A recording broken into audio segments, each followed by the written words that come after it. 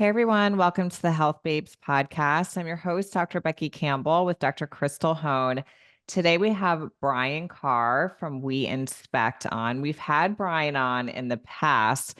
It was an amazing episode, so much helpful information on mold and finding mold in your home and all of the things that you need to know when you suspect you have an issue. So we really wanted to have him back because you just can't talk about this enough. And we get so Mhm. many questions about it.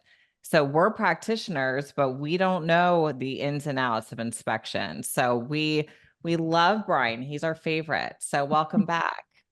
Thanks for having me back. I love you guys too. I was just saying beforehand, it felt like it hasn't been that long ago, but I apparently it's been a know. while. I know, time flies. It's kind of scary. I It was an know. early episode. It was like hmm one of the first 10, right? Wasn't it Yeah, really I early? want to say Yeah. that. Yeah, I'd have to I look back. think it was somewhere around there.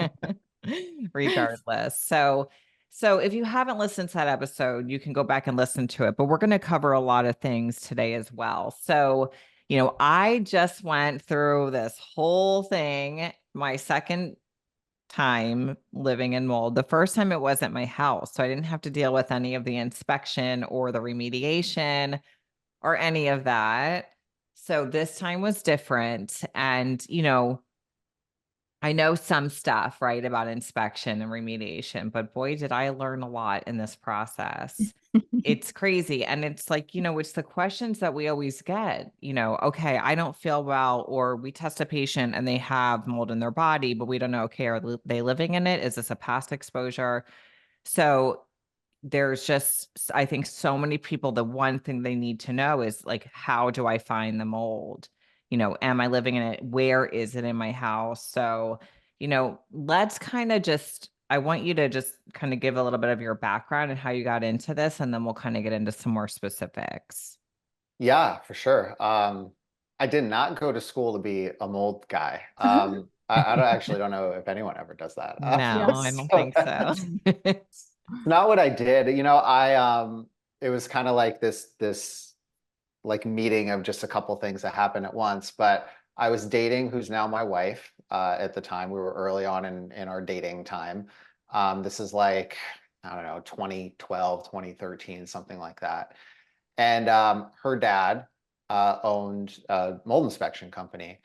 I didn't know at the time, but it was a very like specialized company that really focused on working with people that were sick. Like that's what he had figured out how to create. He literally like traveled to medical conferences and like worked with doctors all over the country to help them guide their patients and stuff. I didn't know any of this. I just been dating her a couple months. And then I'm in my room in my apartment, an old West Hollywood apartment. They're all built in like, the 50s, 60s, 70s, and nobody takes care of them, just like all Yeah. around, pretty much. Hmm. And anyways, I have a leak that comes in through my ceiling and it wasn't handled properly. And I'll give you the short version. I probably gave you the long version in the other episode, but the short version is it wasn't handled properly. I was starting to get symptomatic.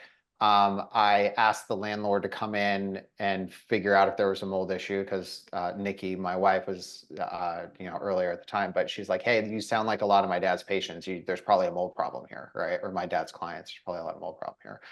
So I asked the landlord to come in, and they sent some guy in, like they all do, and he put an air sample up in the middle of my room, and he was gone in 15 minutes. And then 24 hours later, got a clean bill of health. There's no problem with your house. The problem's with you. I was like, cool. Hmm. And so then I ended up having Mark, my now father-in-law, come in and look at the place. He spent 2 hours in an 800 square foot apartment. Jeez. He found in my room, so like if you have a ceiling leak, your ceiling's a horizontal surface, right? So when water hits a horizontal surface, it goes sideways. So think like if you pour water on like your island, your kitchen island or something, right? Like it's gonna go sideways until it gets to the end of the island. And then Hmm. it's going to go down, right? So it goes until it can't, and then gravity pulls it down. So what happened in my room is all this water hit my ceiling. It was a really big pipe leak and went all sideways and then went down all my walls. But the thing about it is that as it gets further away from the source of the water leak, you don't see staining anymore, right? Because it's not as heavily water, Concentrated. in there, Yeah. Right. right? And so there was this, they dried like the 4 feet where the water hole came in, right? And they're like, everything's dry, there's no problem. Well, all of my walls were still wet for months. And Oh I my was gosh. basically sleeping in this toxic box for months. And that's Wow. why I had this like really rapid onset of like symptoms that were going on. And anyways, so that's sort of how I got introduced to all of it. I saw what the other guy did. I saw what Mark did. I was like, this is incredible and Mhm. very, very different. It was also, oh gosh, it was even earlier than that. It was also around it was around '08 because it was when the economy went down. And I had recently been laid off from my job. And so I was looking for a job. And anyways, all of this happened. And I was like, I want to work with you. This is incredible. Like, I don't know what it is. I feel like people get pulled into this world. Like Mm-hmm. you have some sort of experience and then, some people don't get it. And some people get this light bulb that flashes. It's like, oh man, this is where I need to be. Yeah. And so that's what happened. And then I ended up just learning everything from him and worked with him directly for a while. And then we started We Inspect about, I don't know, 6, 7 years ago at this point, which And look at you basically now. took that local model and made it national in scope so we could work with people everywhere. We built out that whole infrastructure and everything, and that's where we are now. And you've It's worked with a lot of our patients. hmm Yeah. Hopefully it's good news. It Yeah. Oh, is yeah. good They're news. always like, we see your reports and stuff. They're amazing. Well, Oh, and I it's appreciate it. it's very hard to find thorough people that know what they're doing, especially when you start learning about this, you know. And then when people aren't getting it remediated properly, right? They continue to be sick and it drives them crazy. So it's just this perpetual problem until you really have someone that knows what they're doing, you know? So Mm-hmm. you're doing good work. So let's just kind of back up a little bit. So what are some of the signs of hidden mold for new listeners, for people that don't really know anything about it? They may be thinking, is this an issue for me? What are some of the hidden mold signs Plus, that people don't ever think that they have it. have You know it? what I mean? They're like, no, I I don't know. see it growing on my wall. My wall doesn't have black fur on I it. don't smell anything, Yeah. Yeah. right? And then there's a stigma around I can't have mold because it means I'm dirty and I don't clean my Right. house. And like people are Right. afraid to admit that they have a problem. When I will tell everybody right now, literally, you put me in any, just drop me somewhere. Yeah. I'll find mold in the house, Yeah. right? And sometimes that's almost like a negative in someone's mind because they're like, oh well, it's everywhere, so like Yeah. it's normal and it's that or the other. And the fact that it occurs and it happens, frankly, it is pretty normal. Like it just, you have water with the way we build houses and pipes and things. And then, grandma had a leak 30 years ago and didn't handle it properly. And like all these Right. things happen and it happens, right? It doesn't mean that like it's okay that it happens. It just means Mm-hmm. that it happens. And I actually feel when people think of it in that mindset and it's like, oh, it happens all the time. And the initial reaction, the initial reaction is to downplay it almost, like to minimize it because it happens so frequently. We see this in life all the time without like specific examples, but oh, I keep seeing this happen. Now I'm desensitized to this thing that's happening when, it really should be making you even more alarmed that it's happening that frequently, right? But we Mm-hmm. get desensitized to it. I think when we look at this, the flip side of this is that we just need to be more aware of it, knowing that it can happen more frequently instead of downplaying it. Because what happens is people downplay it and they stay exposed for a long period of time. And then what happens to me happened to me happens to other people, right?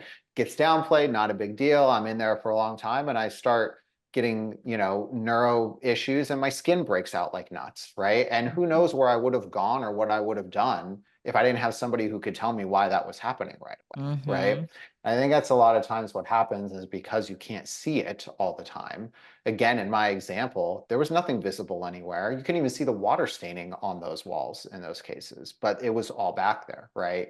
So when you talk about like the signs, I almost think of it in two different sides. I think there's kind of like your physical symptom stuff, and then there's like what you actually see in the house or like what's happened in the house. Like Yeah. on the physical symptom side, and you guys know this better than I do, but like it literally can manifest like in any way, Oh, Yeah. right? yeah. And for some people, it's like, great, you're like a weatherman that told me it might rain today. Cool. And Right. it's like, it's like, no, I get it.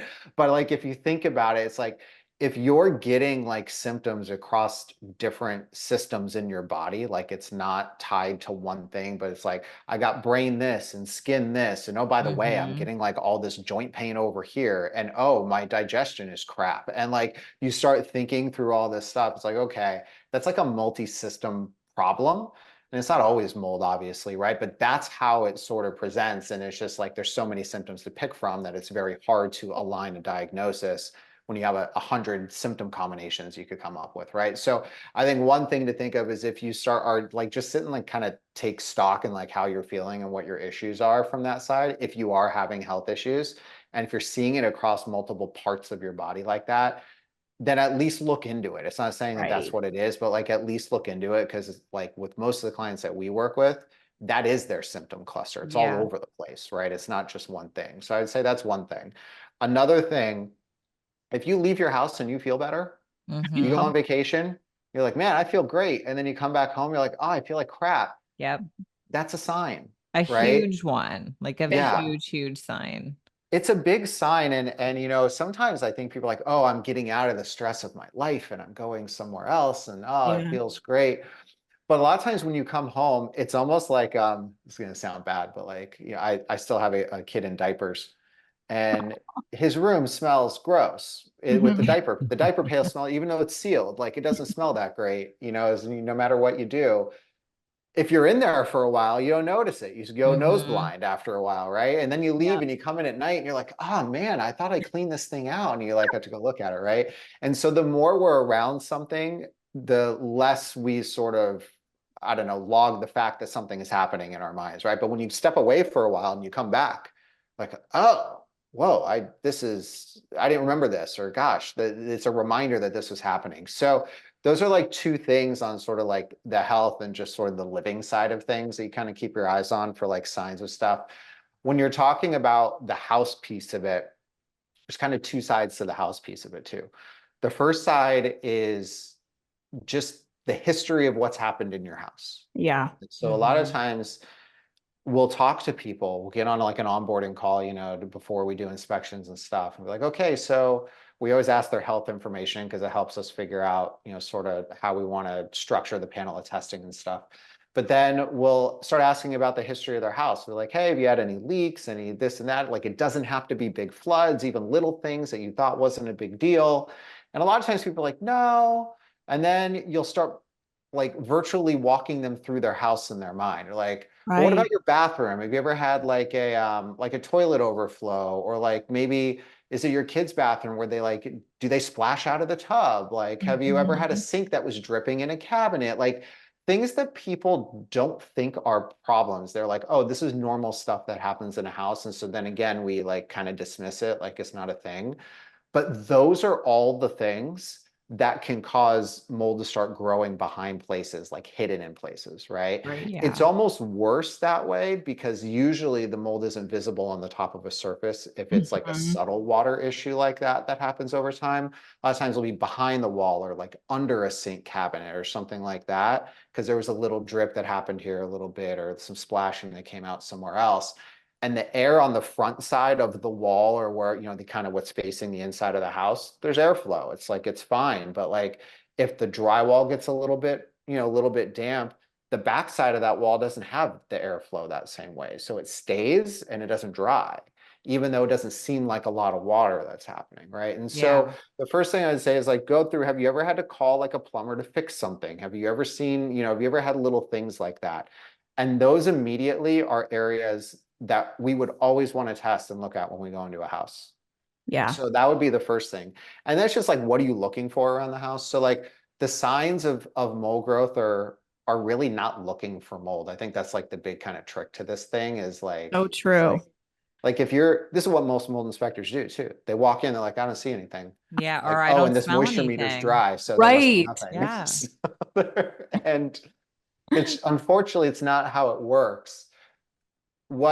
While mold does need water to grow, and this is one of the biggest myths in our industry, probably, and I actually think it's probably one of the biggest problems in our industry, is this idea that if it's dry, there can't be mold. Mm-hmm. Mhm. And like in a lab, sure, if it's dry, then mold's not going to grow on it. The problem is in real life, I had this drip, or my dishwasher leaked out 2 years ago, or this or that happened. And mold really isn't a lot different than like a plant. So imagine you have a plant of flower, you water the flower grows, right?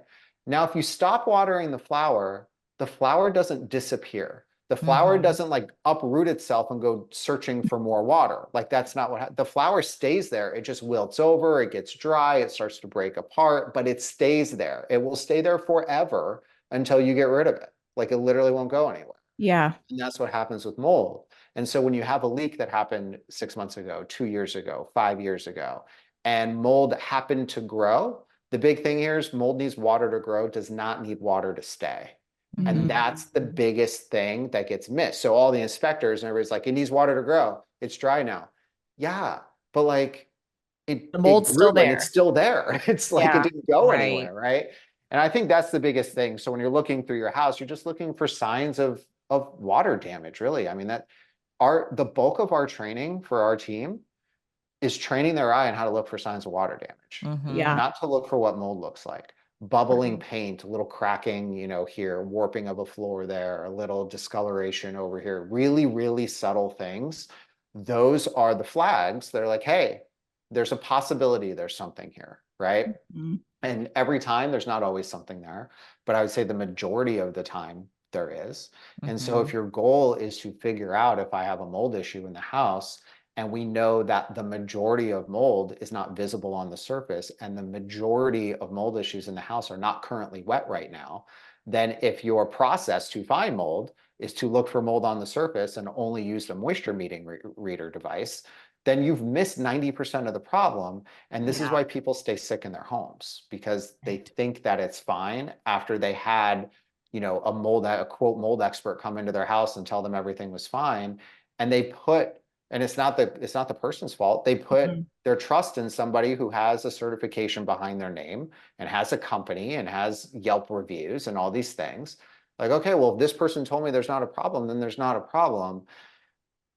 Most of the times there probably is. And the last piece I would say to wrap it up, because I go forever all the time, is if you did that, if you're somebody living in your house and you have your doctor and your doctor's like, hey, we think you have a mold problem, get that looked at, right? And then you have local Yelp inspector come in and look at your stuff and they do it the wrong way, like we've talked about, and they tell you everything is fine. And then you go back to your doctor and your doctor's like, yeah, I still think you got a mold problem going on. Mhm. Listen to your doctor. I'm telling Mhm. you, the doctor is never wrong with this stuff. Mhm. Every single time a doctor refers somebody to us and they're like, there's a mold issue in this house, every single time. I'm not even exaggerating. It's That's not so 99.9%. It's 100% of the time there's mold problems in that house. Yeah. So listen to the people that are guiding you on the health side because they're seeing it, like they know what's happening. that's And great to all, hear. Back with us referring and knowing, yeah, you know, we're right. right. After like being like, well, I swear it's mold. We know it's mold. We've exhausted everything. Yeah, I Just that know. they're And I just wanted to mention too, when we were talking about uh mold needing water to grow, you only need humidity, to make it moist enough to even still grow. So I had 66% humidity in my house. I Yep. didn't feel like I had humidity in my house. My house was fine, but I yeah. had two leaking air conditioning units that caused my humidity to be high. So that's all I needed. I didn't have an It's a active leak. It's a really, really good point that we don't get like super into the sciencey stuff, but there's three different type of molds based on the Mhm. amount of water that they need to grow. You have Mhm. molds that need basically no water, just humidity, which is what you just mentioned. Those are called xerophilic molds.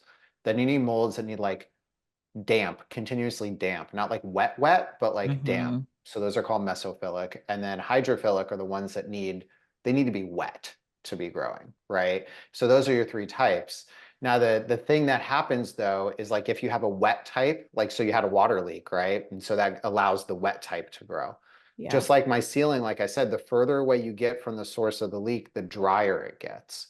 So a lot of times what happens is you start getting all the different mold types growing because the wet stuff grows right near the source. Then you get like the damp stuff that starts growing as it gets further away.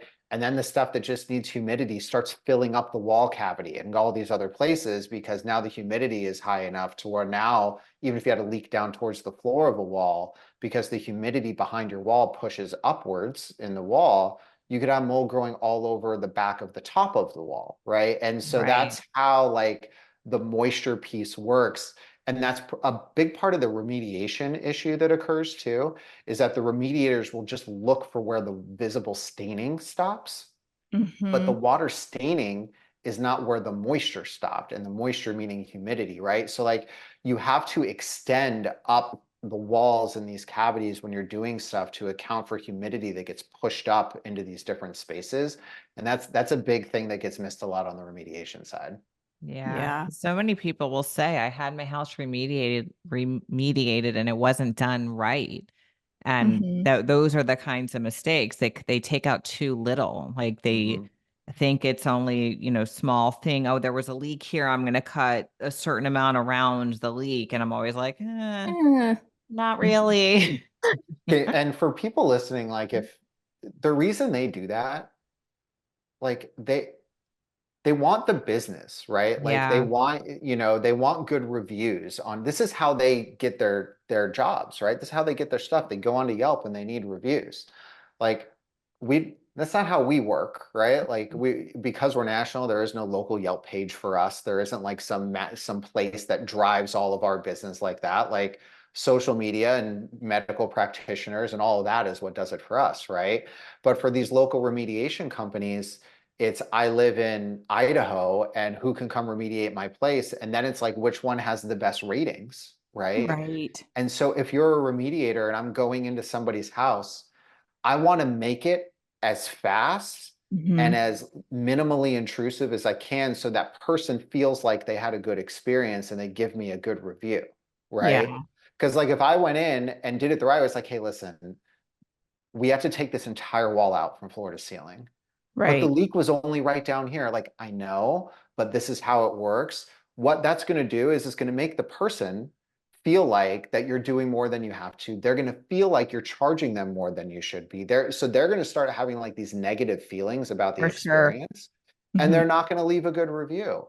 And so at Yeah. the end of the day, like the process and like why they're choosing to do what they do to fix things is not necessarily to do the best job. It's to Mm-hmm. make the client the happiest, which is fair, but not at the detriment of doing the correct, like the right thing. And I think for us, Right. it's To always a clear the balance. problem, right? It Yeah. is such a balance because sometimes it's a very big job. Like for me, I would rather someone say, listen, you need to take all this out Mhm. than just say, oh, let's just take a little bit out here just to appease me because whether it's financial, whether it's, I mean, we all come to mold remediators because we want to feel better, right? There's an issue for that, right? So I would rather people be transparent with me or remediators be transparent with me because it's detrimental and it's more costly for this issue to continue to be because the patients are sick and they can't work and they can't function and they can't be there for their families. And so I so appreciate that point because a lot of people work that way, right? They're not going to necessarily do what needs to be done because they're trying to appease the client and not make people mad, right? Whether it's a big job or too much or correct me if Yeah. I'm wrong, but that's just kind of what I see. No, it's right. I mean, it's one of the things I learned early on from Mark is how he communicated to clients. Yeah. Like, it's like, hey, listen, they're not going to like what we have to say. We Mhm. aren't the bad guy, No. right? We're just relaying the information, but the reaction is going to be a certain type of way. It's our job, and that's what's so interesting about what we do. We're like part, detective, part data analyst, part armchair therapist. And there's like all these things. And part of what we have to do is to be able to explain things in a way that makes sense so someone like Right. understands, but not change like what we would ever recommend. Like it's such a big thing. Like we do It not is. change what we recommend. I don't care how pissed off you are about what I'm about to Right. tell you. Right. I'm recommending this. Now you don't have to do it. Go do Right. whatever you want, right? Right. But this is it. And I'm not gonna, I mean, there have been times where clients are like, I need you to change your report. Like, no, I'm not changing my report. This is it. Yeah. Like, What? Yeah. and not everybody is in this, not everybody, once you get into it, it's like Mhm. sometimes you're like, I keep peeling this thing. It keeps happening. I just want it to be done. Or sometimes, like in that case, they might want to change their report because they're concerned their landlord is like not going to look at something like that. Like, and so they're worried Gotcha. about it, and they're worried about the perception of what it might look like in an effort to try to get something done. And I'm Yeah. like, well, if I change the report to give to your landlord to now do something that I know is not going to work, Hmm. why? Right. Like, why are we Right. going to do Right. that? You Yeah. know? Yeah. So it's tough. It's not always like an easy pill to swallow, but part of our job is to help, people And understand that's same with all me that. and back in functional medicine. It's the same thing. Like most people want a quick fix. And with health, there is no quick fixes. Like if you're walking in with a Mhm. hormonal imbalance, honey, it's going to take time to really fix that and unpack that, right? So you got to just look at that with everything. So let's talk Especially a little, mold. yes, especially with mold. Let's talk a little bit about dust, like the dust and the Mhm. relationship with mold. Yeah. So dust is um it's the best way to test for exposure in a house. There's actually why we created the dust test. So there's a test that's out there. It's called ERMI. It's actually not a like test as much as it is like an analysis method of something. But the idea is that you collect dust and you can analyze dust for mold that exists. And Yeah. the analysis you can do in dust, you could do PCR, which is DNA analysis, and it really is from the mold side of things, like the most detailed, in-depth level of analysis you can do, getting down to the species level, like all of that. So like PCR is the best thing you can do to understand exposure. There are times when dust is what you do, and there are times when dust is what you don't do, right? So like if, for example, in my apartment, if that person came in and did a dust sample in my house, it would have looked, there'd have been a big problem, Yeah. right? But doing an air sample doesn't show it. So the reason dust is like the best place to collect just broad scope data is because one, it is settled on a surface, which means it's not variable about like, is it floating in the air right now when I'm grabbing Right. my air sample or not? Like, no, it's literally sitting here. It's not going anywhere. It's the same if I do it today versus tomorrow versus the next day. That's the first piece of it. The second thing is gravity will bring all of the stuff down to the surfaces. So there's this concept that's called the human cloud effect. And what it means is as we walk around anywhere, we are constantly popping dust and particle off of surfaces and creating almost a little bubble around us that we start breathing. So think like that dirty kid in Charlie Brown, Pigpen, right? So he always Yeah. had this like cloud of dirt around him all the time. Mhm. We literally have that same cloud around us every step that we take in our homes, in our buildings, wherever we are, except instead of dirt, it's particle that's constantly getting popped up. So every time you take a step or you sit on your chair, you Right. close a door or whatever, you're disturbing this stuff. So the reason dust is the best way to test for exposure is because dust gets constantly re-popped up into our breathing zone off of just normal day-to-day activity.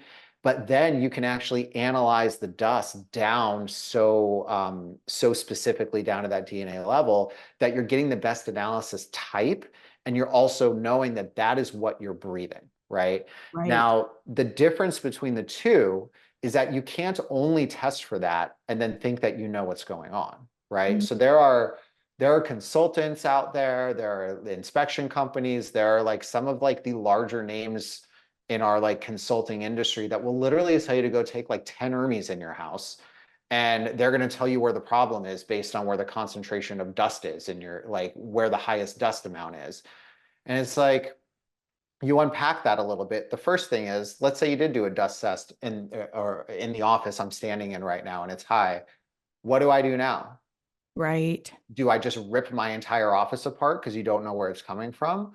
Or do Right. I use the magic fog that everyone talks about that literally does nothing? So do I do one of those two things? If you don't know where it's coming from, you can't fix it.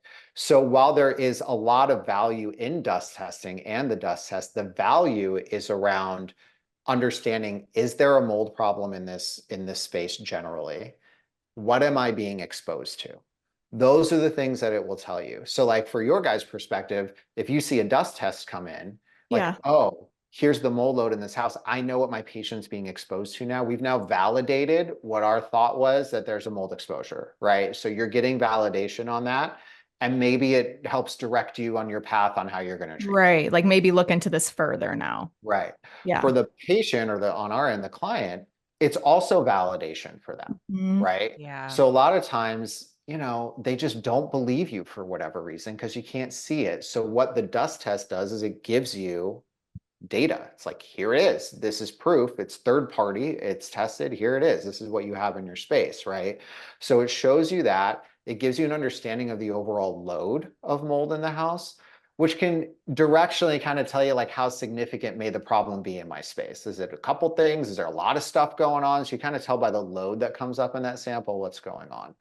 What dust does not tell you is where it's coming from. And Mhm. so like when we go in and we do testing and inspections, we actually do both sets of testing. We do dust collection samples to understand what's floating and moving around the house. This is what's settling on your furniture items, your stuff, right? So part of the remediation process, like, what do I do with my stuff? I don't really know unless I understand what the content of the dust is throughout the house and know what we're dealing with. Is there mycotoxins in it? Is there not? How heavy is the mold load? What kinds? Like all that stuff. So it helps us understand that. And then also the dust gets pulled into your air conditioning system, right? Yeah. So it Mm-hmm. gives you a general understanding of like what might the cross contamination be like through other areas. If you really want to get into it, you could then do dust testing in your HVAC system and like isolate. You could do stuff like that. On the other end, so that's one piece of what we do. But on the other end, we have to find where the problems are. So you Yeah. have to find the factories that are creating the mold that's coming out and settling into your dust, right? And that's really what the core of our inspection process is, right? So there's a balance between the two. They're really, both of them are really important. So source testing, which is where's the problem coming from, dust testing, what's, you know, cross contamination in the house and what am I being exposed to?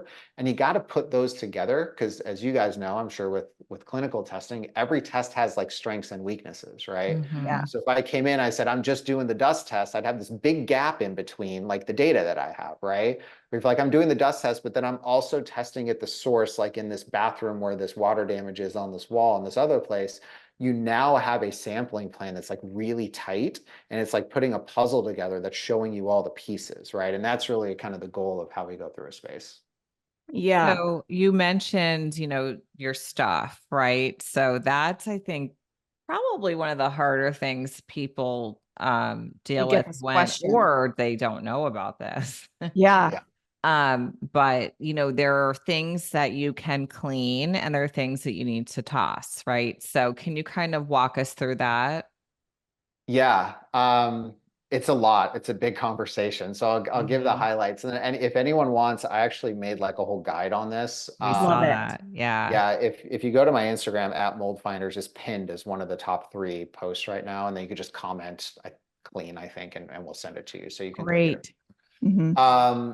So there are 2 things on just the raw content item scale that you have to think of, which will then let you kind of figure out is it possible to clean, is it not possible to clean, or should I consider cleaning it or not? The Hmm. first is what it's made out of. So you have 3 types of items. You have solid items, it's like glass, ceramic, stuff like that, metal.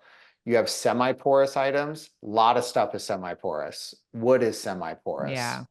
Leather is semi-porous. There's a lot of stuff that's semi-porous. And then you have porous, which is like clothes and sheets and beds and stuff like that, right? So you kind of have like those 3 levels. So like when I originally was thinking through how to talk to people about this, Hmm. um, I made a matrix and I had the what it was made out of on the vertical part, which I just said. And then on the horizontal part, I had, okay, what's the value of the item? Yeah. Cheap, easily replaceable, expensive, sentimental, can't get another one. And I plotted them out, right? And so like in this guide, you can actually see this turned into a matrix that's like a visual now. But it was color coded and it kind of helped people understand like, should I even attempt doing this or should I not? Or if it's one Right. of these sentimental items, what are alternatives, knowing that you can't maybe fully clean it because it's porous or semi-porous or whatever it might be. And so the guide breaks down kind of every type of item. It gives examples of each one, talks about cleaning solutions that you can Great. use, talks about where you should do the cleaning. It's a big thing people don't think about. They'll like just clean it in their house and like move everything all over the place. All So right. it's like you take it out, then how you can reintroduce it. So there's like a whole philosophy on how to reintroduce items back into your house to make sure they're cleaned well enough. I had a doctor friend of mine a long time ago. I inspected her home. She had a problem. She did some stuff to fix it. And then she was cleaning her items and having them clean to come back in. And so she did this. I told her she should do this, and she did it.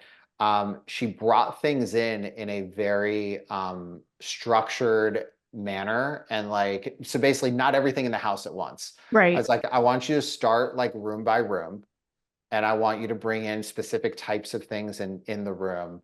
If you can, not a lot of people can do this because of timing, but she had a lot of time. So I was like, oh, cool. Let me like do the best way I could think of this and like have you do it. And then, so we brought in like the solid items and then waited like a day or two. Then we brought in like the semi-porous, then we brought in the porous stuff, certain items.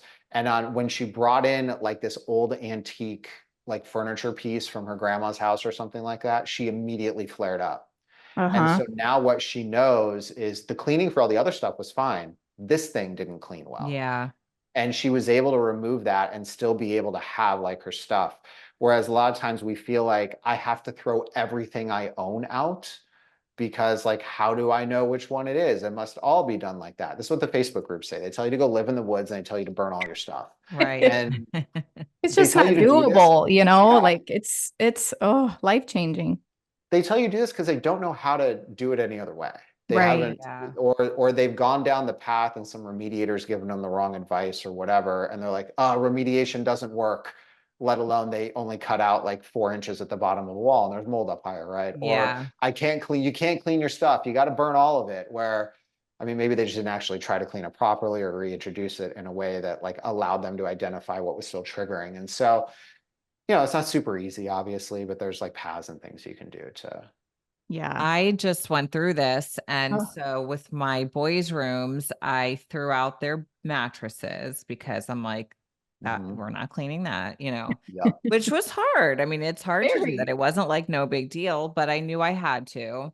We kept the dressers and had them like remediated, cleaned with the stuff. And then so we had some stuff because I had to redo my whole kitchen. So we had all the kitchen stuff in boxes in the garage. Well, the remediation company actually packed our stuff for us, and they packed in Jake's room where a lot of the mold was in his closet. It was in his closet. There was a box of books, Mm. so instead of like, because I didn't want to go in there, I was like, I'm not cleaning this out. I don't want to get really sick. So I paid them to do it. Anyway, they kept the box and put it in the garage on accident. And so I told, the boys, I said, don't take anything out of the garage. Let me see everything before it comes in this house. Well, Jake had taken the box and put it back in his closet, and it had books and stuff like that. So the paper, it's not, Mhm. and even the box itself, whatever. So I didn't know it was in there. And I went in his room one day and I just spent a little bit of time in his room and I was not feeling right. And I'm like, what's going on? You know how you feel in mold. You know when you're in it. Once you've been in it, you know when you're in it. And I was like getting the neurological stuff, feeling off balance and stuff. And I was like, what's going on? Please tell me we didn't like miss something. And then I opened the closet and that box is in there. And Mm. I'm like, no. And so I grabbed it and put it out and, whatever. And then it was fine.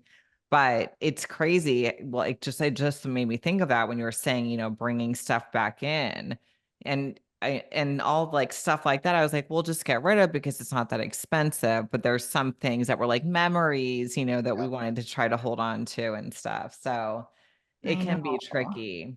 And you know Mhm. what you said, which happens a lot too. So we've talked about how remediation might not work. There are times when the remediation actually was done great. Yeah. The wall was Mhm. done properly. They did everything they were supposed to do. They cleaned it great.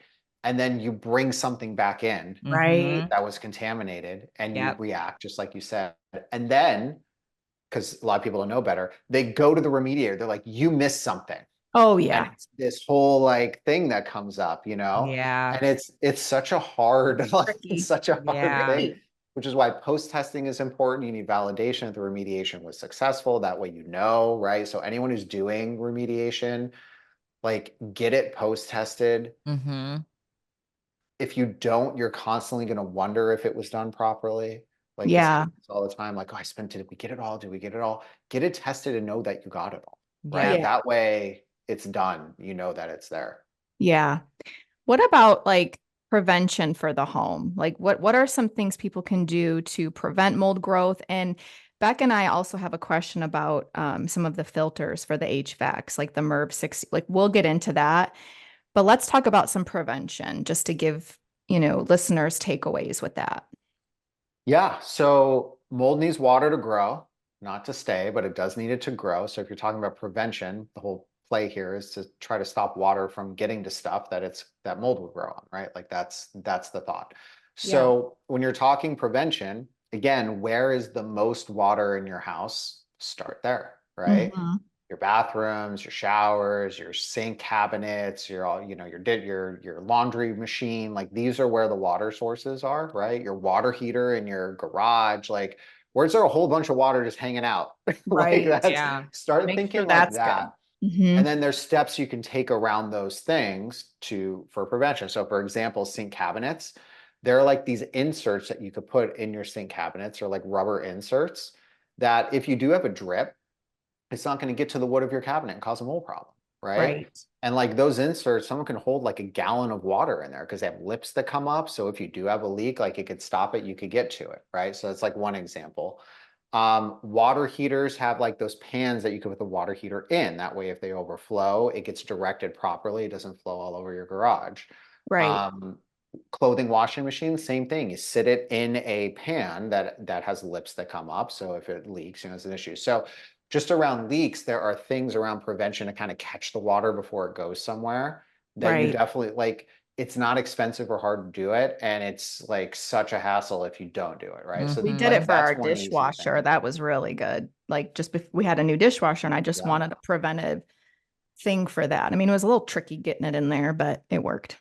Yeah. Yeah. No, I mean, that's a huge piece. The next piece I would say is now being aware of where water like splashes and moves. That's the other thing. So you have like your water line source, right? Then you have like humans splashing and pushing water Your everywhere. children emptying the dishwasher, people. I know. I Or know. doing the dishes. Oh It looks God. like a bath. And I have Yeah. natural wood floor, so I'm like, okay, let's just keep I'm cleaning. this, if I see a drop of water, I'm like, ah. It's Me too. like my I have a 5-year-old and a well, an almost 3-year-old. And Yeah. so my 5-year-old, she knows like water does not come out of this tub. If she Yes. plays in the Yeah. tub and literally one little splash drop comes out, bath is done. It's Yeah. over. She knows. I've Honey, your ingrained it into daddy's a her. mold inspector. All I right. ingrained it into her when she was little.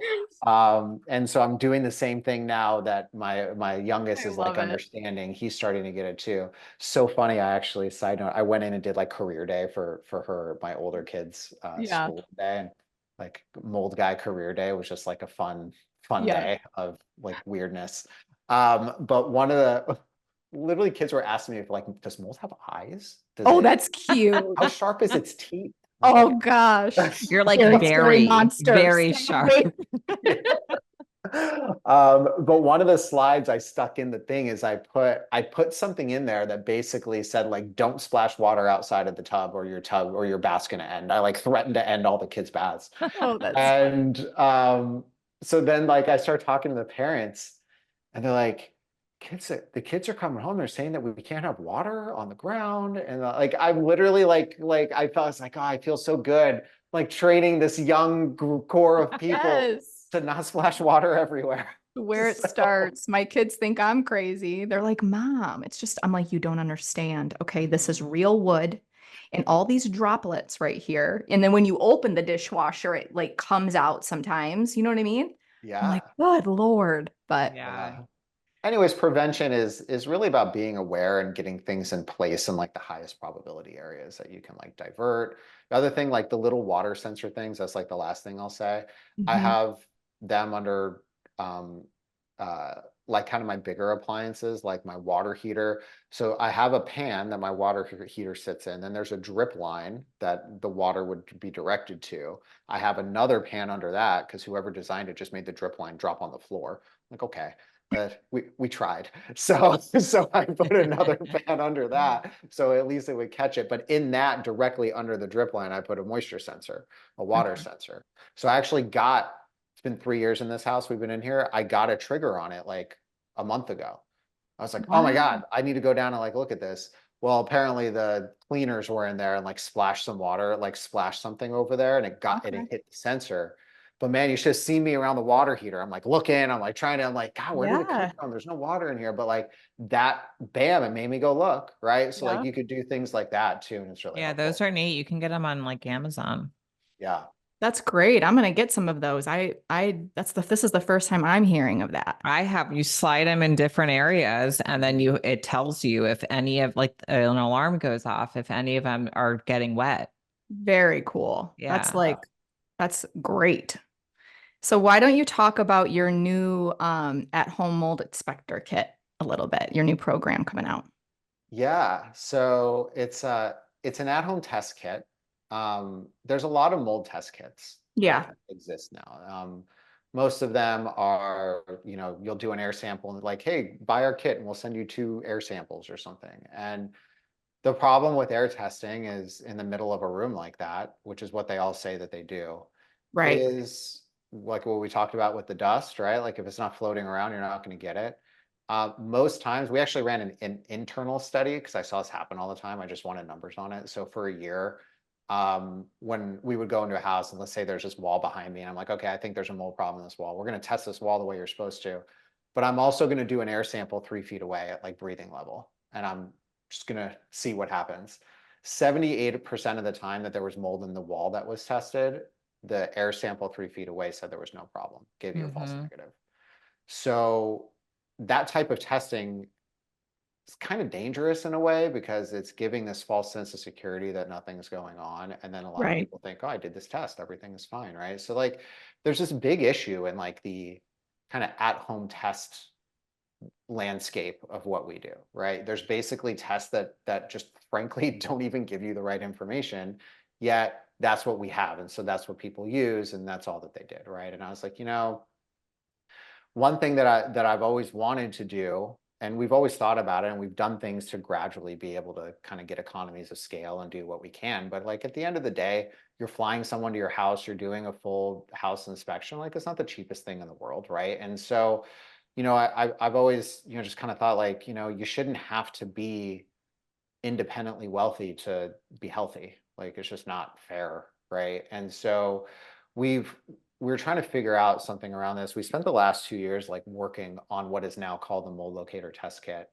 And it's because it's a combination of combining like our team's like analysis and like consulting that would happen anyway with technology to figure out how to deliver that in a way that's way cheaper, way more flexible, easy to access anywhere. And so it's essentially an at-home test kit, but it's custom built to your house. So there's no other test kit that exists that is different every time it gets sent out to someone. You got to think about that. Every test kit we send out is different, and it's custom built specifically to the house of the person that it's going to. Whereas if you order a kit from wherever else, they have a warehouse of 1,000 kits and they pick one up and they stick it out and they send it to you, right? And it has nothing to do with your house. It's just here's our test kit. And the goal of this kit is what it says in the name. It's to locate where the mold is, right? So like if you don't know where the problem is, you can't fix it. We talked earlier, we have the dust test. The dust test, which is another one of our test products that we have. That's great. Tells you if you have a problem, how much it is, what you're being exposed to, but it doesn't tell you where it's coming from. And it doesn't give you like remediation or anything like that because you don't know where it's coming from. So then the next part of that is, where is it? What do I do about it if I find it? How do I Right. prioritize what I do first if there's 2 or 3 or 4 things going on? Like, how do I do that? These are all built-in services and like what we provide to our clients when we're in person. That entire setup, it's like, where's the problem? How bad is it? How does it rank on priority scale? Here's your remediation protocols. Here's a report. Here's everything you need to handle this. And there isn't any way, shape, or form an at-home test kit that delivers on any of that right now. Oh, And cool. so the idea was we want a custom built test kit to every single client customer that buys a test kit. And we also want to provide them the same level of backend, which is we'll analyze your results, we'll write remediation protocols for you and deliver you a report that you can use to actually do something about it. And so that's what the mold locator test kit is. So, if someone went to order a kit, way it work, you would go, you'd order the kit. It comes with 2 source identification tests already part of the kit, right? So that comes with it. As soon as you order the kit, you're getting an email for an onboarding call to talk with our team, right? So this is another big difference between this and like, That's This is so huge. great. yeah, Yeah. you'll do that call, and on the call, like, hey, this literally mirrors our in-person inspection process. Like if you get an inspection with us, the first thing you do is you get on a pre-inspection phone call and we ask you all these things to understand your health and your concerns and the history of the house, all the stuff we talked about earlier. It's the same exact phone call, except it's happening because of this test kit, right, that you're ordering. But if we're going to custom build it, we need to know you. So the first part of it is we need to know you. What's going on? What are your concerns? What are the areas you're concerned about? Whatever. And then what we do, and this is the part that took so long to build, is that we built a companion app that goes along with this process. And that was the big piece that took forever to get right. And so we've been running this now for 8 months, like behind the scenes. And so we just publicly came out with this. But what happens, let's say I talk to you guys, you're like, yeah, I'm concerned about, my kid's room or my kid has these symptoms or whatever. So I'm really like concerned about my kid in this process. Cool. Where do they sleep? Where's their bathroom? And maybe like where do they spend the most time like in the rest of the house outside of those 2 areas? So let's say that's like a kitchen, main living space, let's say, right? Like, okay. So in your test kit, before we even talk about what tests you're getting in it, we need to analyze those spaces. So then we know what we're looking at and we can custom build it. So in the app, you'll download the app after that, and it will basically upload a floor plan for you of those different rooms, and it'll show you pictures. And you just need to take the picture that you see. So like I got this idea because I had to submit an insurance claim for my car. Like I got an fender bender, and they're like, oh, download the Geico app and then just go take these pictures of your fender. And then we're going to look at it and tell you what you need to do. And I Yeah. was like, oh, this is cool. I Hmm. kind of do this every day when I'm looking at stuff. Like, why can't we do that? Right. And so that was like kind of where the idea came from. And so you'll get the photos and they'll be like, take this picture, this picture, this picture. You don't have to know what you're looking for. You don't have to have any experience. Like you literally, all you need to know how to do is hold up the phone and take a picture. That's all you need to know how to do. The pictures come back to our strategy guys and they analyze what's going on. And then you have a follow-up strategy call with my team. And we go through and we're like, hey, we saw this, we saw this. This is what we're seeing based on our conversation at the beginning and what I'm seeing here. Your kit obviously comes with 2 tests. These are the 2 that I would do, right? But like, what if you found more than 2 things while we were analyzing the house? What if I found 4 things? I'm not going to not tell you about that, right? Like this is where you really can tweak and customize the kit, right? Not only where are the samples being taken, but like, do I want to look into other things now that I have more knowledge about there might be something somewhere, right? And so maybe I show you 2 other things on this call that we have, and you're like, you know what? I do want to test those 2 areas too, because my kid spends time. That's why we're analyzing these rooms. It's important. Maybe I want to look at those 2 things. Cool. We'll add those 2 things in. We'll finalize the build, done, and now we're going to ship it to your house. And then you just collect samples at your house like any at-home test kit. Sends out to the lab, we get the results back, we build the report, we build the protocol, we send it all to you. So that's So the flow awesome. of the whole thing. It's like bridging like the whole like Both at-home test kit worlds. world Yeah. with consulting and like expertise and customization. So that's what it is. And I'm really, really pumped with that. And we also have a code for you guys. What's the code, Brian? In case Yeah, someone. so we made a discount code for everybody that listens to the show. The code is HB10 is the code. And you just put that in at checkout and you'll get 10% off of the kit when you order it. Where you could find it is yesweinspect.com/test kit. You could go there. That'll take you to the test kit page where you can do it. I'm sure we'll have links for you guys that you can have. Yeah. We can put it in the show notes. Yeah, that's it. So that's the deal. I'm really excited about it. And it's been really cool. We just formally launched it out to the public last week and got a slew of people that already have come in with I orders. mean, So I'm like, you're about to I'm get sure. busy. yeah, I'm excited. Now I gotta figure out my team to make them not be so stressed out about it. I got that handled. Isn't that the truth, right? Good problems, but then you got to support it, right? That's With right. the influx of people. Oh my goodness. Well, gosh, this was amazing. You always give us so much awesome information, and listeners too, go back to our old episode with him because he really dives into a lot of even other things maybe that we didn't get a chance to touch base on again too. Where else can people find you? Well, I live in Orange County. No. Here's my this address. taco place Yeah. down the street. Here I am.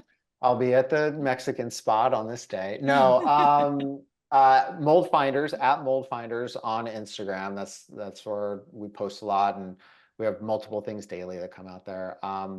Outside of that, my podcast, which is called Mold Finders Radio. So if you liked this, I do this just for hours. So there's a lot of that. And then my company, again, is We Inspect. So our site is yesweinspect.com. You can set up we have free phone consults on there for people interested in inspections and what that looks like. So you can set up a free call with my coaches. I can walk you through, what your situation is, if we're a good fit or not, like any of that. So yeah, those Very are the cool. main places. Well, thanks for coming on. We always love when you're here. We love all your information. And you guys have to check out his Instagram because it's really good. If you're like someone who just wants a minute, quick information, tons of information in every video. I love it. I look at it all the time. Yeah. I appreciate it. Shout out to my team for making all of that happen. All I do is stand here and talk, and then all of a sudden all of it comes out and it looks that's great. That's awesome. Again, a good team is helpful, right? Good team. Yeah. That's it. Yeah. Well, thank you guys for having me. I really appreciate it. I love talking with you guys. It's a good time. Yes, it was great. Thank you so much. We hope you guys enjoyed this episode. If you did, if you can pop over and leave a review, that would be awesome. You can also find us over at healthbabes.com, where you can find our courses, our latest book. We also are on Instagram at The Health Babes, at Dr. Becky Campbell, or at Dr. Crystal Home. I hope you guys have a great rest of your day.